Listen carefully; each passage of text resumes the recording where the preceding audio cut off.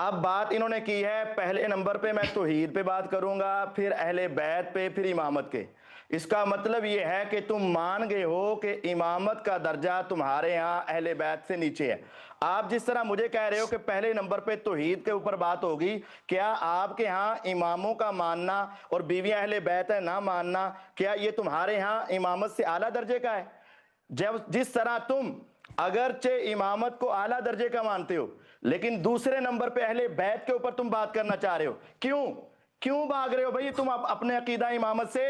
کیوں بھاگ رہے ہو؟ ہم نے جعفر کاظمی کو یہ موضوع مناظرہ اور یہ شرائط میں نے بھی بھیجی ہوئی ہیں، شاہد انصاری صاحب نے بھی بھیجی ہوئی ہیں، اور ہماری یہ بات اس کے ساتھ طے شدہ ہے۔ یا تو جعفر انصاری کو اپنے پینل سے نکال دو اور اس کو جھوٹا کہہ دو اور اس کو غلط کہہ دو، باہر نکال پھینکو، اور اگر آپ نے ان کو اپنے سامنے رکھا ہوا ہے تو اس کی بات کو قبول کرو اور تسلیم کرو۔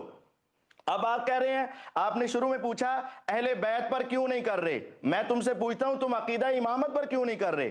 آپ کہتے ہو کہ میرا اہل بیت پہ تخصص ہے، میں کہتا ہوں تیرا امامت کے موضوع پہ تخصص ہے، تم عقیدہ امامت کو کیوں چھوڑ رہے ہو؟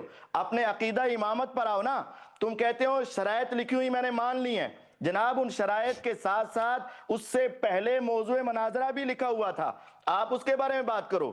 اور جو آپ بات کر رہے ہو ہندو کا رب ایسا ہے، مشرکوں کا رب ایسا ہے، یہودیوں کا رب ایسا ہے، اس طرح کی بات کر رہے ہو، میں بھی تمہارے عقیدہ امامت کے بارے میں بتا دوں گا تمہارا امام کیسا ہے۔ تمہارے نزدیک امامت کی جو شرائط ہیں وہ تو رب سے بڑھ کر ہیں، تمہارا عقیدہ امامت کفریہ شرکیہ عقیدہ امامت بن جاتا ہے، اور تمہارا عقیدہ امامت بھی توحید کے خلاف ہے۔ ہم اسی لیے تو کہہ رہے ہیں پہلے عقیدہ امامت پر آئیں، ہم تمہیں بتائیں گے تم رب کے بھی گستاخ ہو، نبیوں کے بھی گستاخ ہو، صحابہ کے بھی گستاخ ہو، اہل بیت کے بھی گستاخ ہو، اور اماموں کے بھی گستاخ ہو۔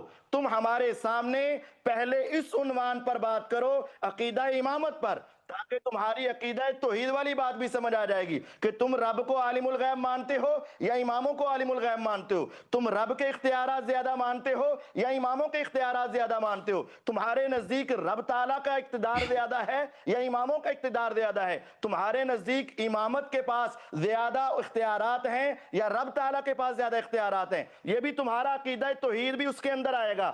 مسئلہ امامت پر پہلے بات کرو، اس میں تمہارا عقیدہ توحید بھی آئے گا، عقیدہ رسالت بھی آئے گا، عقیدہ امامت بھی آئے گا، عقیدہ اہل بیت بھی آئے گا، توہین اہل بیت بھی آئے گا، یہ سارا کچھ آئے گا۔ اس وجہ سے آج ہم نے آپ کو بھاگنے نہیں دینا، آپ ہمارے عنوان پہ طے کریں اور عقیدہ امامت پہ تشریف لائیں۔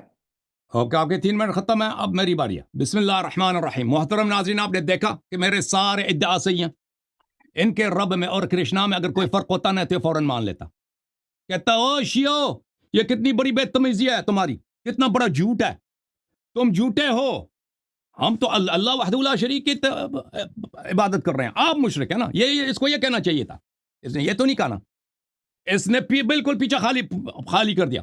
حالانکہ پوری دنیا کو پتا ہے کہ شیعوں کے نزدیک الوہیت، تو سب مسلمانوں کے نزدیک توحید جو ہے نبوت سے زیادہ اہم ہے، توحید نبوت سے زیادہ اہم ہے، نبوت جو ہے امامت سے زیادہ اہم ہے، ٹھیک ہے نا۔ اور امام جو ہے سب کو جانتے ہیں کہ امام یا خلیفہ، یہ حضرات کہتے ہیں کہ ابو بکر جو ہے نبی صلی اللہ علیہ وسلم کا جانشین ہے، ہم کہتے ہیں امام علی علیہ السلام جانشین ہے، اور سب انبیاء پہ افضل ہے سوائے رسول اللہ صلی اللہ علیہ وسلم کے۔ لیکن یہ امامت کس لیے صحیح کہا؟ کیونکہ اللہ نے نصب کیا نا، اللہ نے نصب کیا، تو اللہ پہلے نمبر پر ہے، تو یہ تو سب پوری دنیا کو معلوم ہے۔ اب یہ ان کی جو باتیں ہیں نا کہ یہ کہتے ہیں کہ اللہ سے زیادہ امام علی علیہ السلام کو مانتے ہیں، فلان فلان فلان، آپ اس کو اس مناظرے میں آپ ذکر کریں، جو امامت کے موضوع پہ جو مناظرہ ہوگا اس کو آپ ذکر کریں۔ لیکن یہ تو سب پوری دنیا دیکھ رہے ہیں کہ یہ کیسے بھاگ رہا ہے بھائی، یہ کس طرح چالاکی سے، چھابکی سے سب کے سامنے بھاگ رہا ہے موضوع۔ بھائی جب سب دنیا کو آپ مشرک کہہ رہے ہو، آپ وجہ کیا نا بتاؤ نا، وجہ تو بتاؤ کم از کم کہ آپ اس موضوع سے کیوں مناظرہ نہیں کرنا چاہتے؟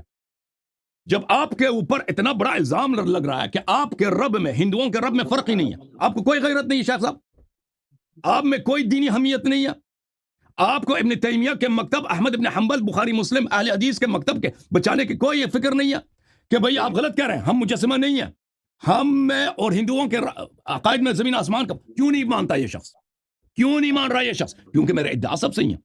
وہابی مرے گا اسماء و صفات پہ مناظر نہیں کرے گا، اہل حدیث مرے گا اپنے رب کے صفات پہ گفتگو نہیں کرے گا کہ اس کا رب کیسا ہے، کبھی گفتگو نہیں کرے گا، کیونکہ اس کا رب جو ہے نا وہ کیا چیز ہے، وہ آسمان میں رہتا ہے، اس کی داڑھی ہے، وہ دھوتی پہنتا ہے، عجیب غریب چیز ہے، وہ ایک چیز ہے جی ٹھیک ہے، وہ اتنا اس کی شکل بیانک ہے کہ کبھی اس پہ گفتگو نہیں کر سکے گا یہ شخص. اچھا اب مجھ سے سوال کیا کہ اہل بیت اور امامت، کیا آپ اس کو اہل بیت علیہ السلام کو امامت سے زیادہ سمجھتے ہیں؟ یہ کتنا یہ شخص اس کا مطالعہ کم ہے، مطالعہ کتنا اس کا کم ہے بھائی. یہ سمجھتا ہے کہ اہل بیت علیہ السلام اور امامت دو چیزیں. اور بھائی ایک بات یہ ہے کہ حدیث میں جو اہل بیت کا لفظ آیا، قرآن میں جو اہل بیت کا لفظ آیا، وہ ہمارے نزدیک ائمہ طاہرین علیہ السلام ہے. یہ دو نہیں ہے، ٹھیک ہے نا. جب ہم اہل بیت کی بات کر رہے ہیں امامت ہے اسے آ جاتا ہے، لیکن آپ جو کہتے ہیں نا اہل بیت میں ازواج شامل ہیں، تاکہ اس سے کیا کریں کہ اہل بیت میں جو ان کے فضائل ہیں، قرآن مجید میں جو ان کی تطہیر ہے اس میں ازواج کو بھی شامل کریں. ہم ثابت کرنا چاہتے ہیں کہ ازواج اس میں خارج ہیں، اور اہل بیت آئے تطہیر میں اور اہل بیت رسول صلی اللہ علیہ وسلم نے جو فرمایا اس میں ازواج خارج ہیں، اور وہ ائمہ ابرار علیہ السلام کے متعلق. تو یہ دو موضوع نہیں ہے، ایک موضوع ہے، لیکن وہ مختلف جہاد سے دو موضوع بنتے ہیں.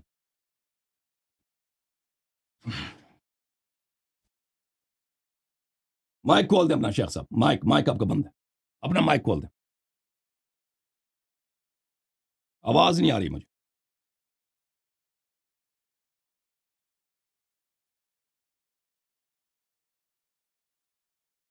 آواز نہیں آ رہی شیخ صاحب.